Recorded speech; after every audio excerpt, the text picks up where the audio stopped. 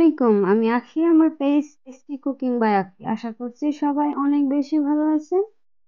আমি আজকে আবার নতুন একটা রেসিপি নিয়ে হাজির হয়েছি। আমার আজকের রেসিপি হচ্ছে হাঁসের মাংস। কিভাবে ঘরোয়াভাবে হাঁসের মাংস রান্না করা যায় সেই পদ্ধতি আজকে শেয়ার করব। আমি এখানে 1 কেজির মতো হাঁসের মাংস নিয়েছি। মাংসটাকে আমি ম্যারিনেট করে রেখে দিব, কারণ মাংসটাকে ম্যারিনেট করে রেখে দিলে কি হবে, মাংসের যে গন্ধটা আছে ওইটা চলে যাবে। প্রথমে আমরা দিয়ে দিচ্ছি 5 টুকরা দারুচিনি, তারপরে দিয়ে দিচ্ছি 5 থেকে 6টা এলাচ, তারপরে দিয়ে দিব লবঙ্গ। এখন দিয়ে দিব লাল মরিচের গুঁড়া। আমি এখানে 1.5 টেবিল চামচ লাল মরিচের গুঁড়া নিয়েছি, তারপরে 1 টেবিল চামচ হলুদের গুঁড়া, তারপরে 1/2 টেবিল চামচ জিরার গুঁড়া, তারপরে 1/2 টেবিল চামচ ধনিয়া গুঁড়া, তারপরে এখানে দিয়ে দিব স্বাদ মতো লবণ। দেন দিয়ে দিব পেঁয়াজ বাটা, তারপরে রসুন বাটা, দেন দিয়ে দিব আদা বাটা, তারপরে দিয়ে দিব তেজপাতা, তারপরে দিয়ে দিব পেঁয়াজ কুচি। আমি 6টা পেঁয়াজ কুচি করে নিয়েছি। হাঁসের মাংসতে পেঁয়াজ একটু বেশি লাগে। তারপরে দিয়ে দিব সরিষার তেল। আমি হাঁসের মাংসটা আজকে সরিষার তেল দিয়ে রান্না করব। হাঁসের মাংস সরিষার তেল দিয়ে রান্না করলে অনেক বেশি ভালো আসে। সরিষার তেল দিয়ে আমি মাংসটাকে মেরিনেট করে রেখে দিব। আমি ভালো করে মেখে তারপরে 30 মিনিট রেখে দিব, কারণ মাংস মেরিনেট করে যত বেশি রাখা যায় ততই বেশি মনে হয় স্বাদটা বেশি আসে। তাই এখন আমি মাংসটাকে মেখে মেরিনেট করে রেখে দিব। ফিরে আসবো 30 মিনিট পর। দেখেন আমার মাংসটা মেরিনেট করা হয়ে গেছে। এখন চুলায় একটা প্যান বসিয়ে এখানে 1 কাপ পানি দিয়ে মাংসটাকে কষিয়ে নেব।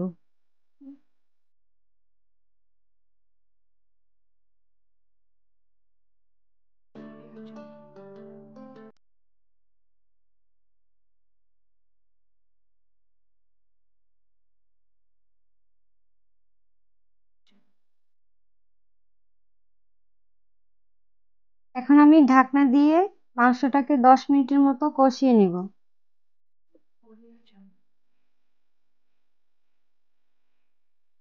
ফিরে আসছি 10 মিনিট পর।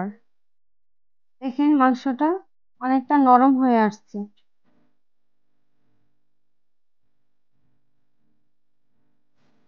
এখন আবার ঢাকনা দিয়ে 10 মিনিটের মতো কষিয়ে নিব।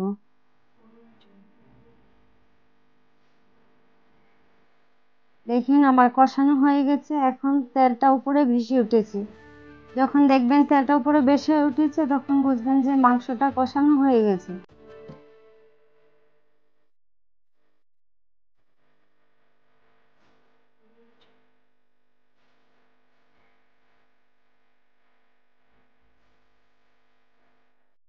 এখন আমি হাঁসের মাংসের মধ্যে হালকা কুসুম গরম পানি দিয়ে দিচ্ছি। আমি 1 কাপের মতো গরম পানি দিয়ে দিব।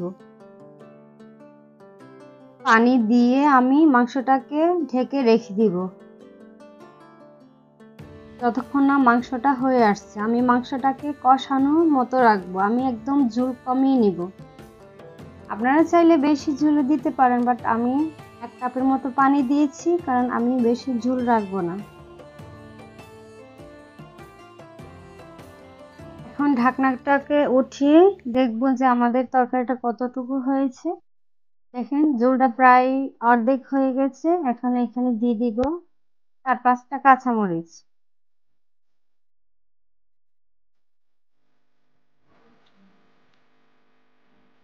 এখানে কাঁচামরিচ দিয়ে তারপরে দিয়ে দিব 1/2 টেবিল স্পুন গরম মশলা। গরম মশলাটা দিয়ে তারপর এখানে আমি 5 মিনিটের মতো রান্না করে নিলে আমাদের রান্নাটা কমপ্লিট হয়ে যাবে।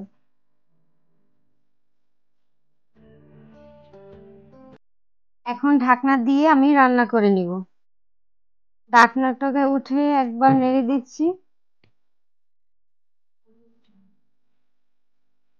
উঠিয়ে আবার ঢাকনাটা দিয়ে দিব।